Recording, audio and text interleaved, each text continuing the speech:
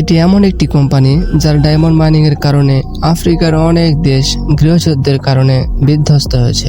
Lakh lakh African শিশুদের জোরপূর্বক শ্রমে নিযুক্ত করা হয়েছে। এই তরুণ নায়কদের দিয়ে নাটকীয় অস্ত্রের বিজনেস করা হয়েছে। আসুন আজকের ভিডিওতে জেনে নেই বন্ধুরা ডায়মন্ডসের কালো ইতিহাস।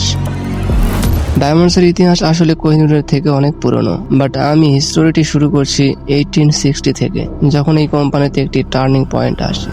সাউথ আফ্রিকাতে ছিল দুইটি সেকুলার, Johannes de Beer and Diederik de Beer. Johannes de বিয়ারের ফার্মে ডায়মন্ড পাওয়া যায় এবং সেখানে ডায়মন্ড মাইনিং স্টার্ট করেন। কিছুদিন পর তার ডায়মন্ড মাইনিং কোম্পানি সেল করেন একজন জুয়েলারি বিজনেসম্যান সিসিল রুটস এর কাছে। তিনি একজন ব্রিটিশ বিজনেসম্যান এবং সে সময় সব থেকে ধনীদের মধ্যেও একজন। ডি বিয়ার এর আশেপাশে বাকি কিছু লোকজনও ডায়মন্ড মাইনিং খুঁজে পায় এবং সিসিল রুটস তাদের খোঁজ খবর নিয়ে সবগুলোর সাথে কন্ট্যাক্ট করে আর ধীরে ধীরে সবগুলো মাইনিং নিজেই কিনে নেয়। সাল 1888 তিনি ডি বিয়ার নামে একটা কোম্পানি খোলেন। 19 সাল পৌঁছানোর আগেই উনি পুরো দুনিয়া এমন ভাবে কন্ট্রোল করছিল যে 90% মানে পুরো পৃথিবী জুড়ে যত প্রোডাকশন হচ্ছিল সম্পূর্ণই তার এই ডি বিয়ার্স কোম্পানি করছিল। Diamond is forever De Beers.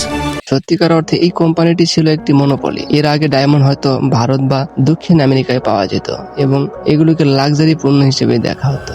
But আফ্রিকায় এত বেশি সংখ্যায় ডায়মন্ড পাওয়া যায় যে তাদের সরবরাহ একদম বেড়ে যায়। এতে এই কোম্পানিকে বিপদে পড়তে হয়েছিল যে যদি ডায়মন্ড এত সহজে সব জায়গায় পাওয়া যেতে শুরু করে তবে সেগুলোকে লাক্সারি আইটেম হিসেবে আর দেখা হবে না।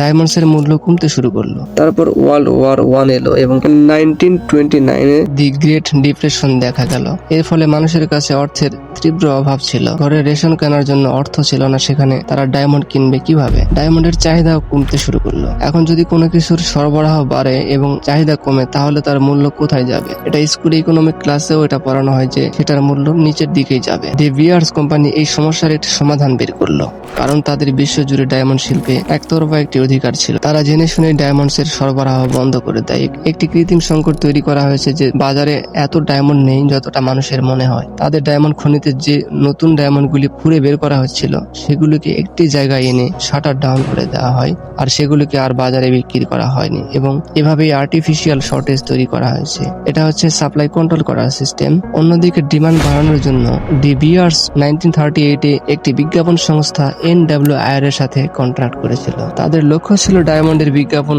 এমন ভাবে করা হোক যাতে মানুষের মনে এটি গেঁথে যায় যে যদি তারা প্রপোজ করুক অথবা এঙ্গেজমেন্ট করতে যাচ্ছে তাহলে তাদের ডায়মন্ড কিনতেই হবে। 1947 এই বিজ্ঞাপন সংস্থাটি তাদের বিজ্ঞাপন প্রচারণা শুরু করে ডায়মন্ড ইজ ফর এভার এবং মানুষকে বলা হয়েছে যে তাদের 2 মাসের বেতন খরচ করে একটি ডায়মন্ড কিনুক এবং এটি সব সময় তাদের সাথে থাকে। এটি আপনার ভালোবাসার একটি প্রতীক হিসেবে দেখা হবে।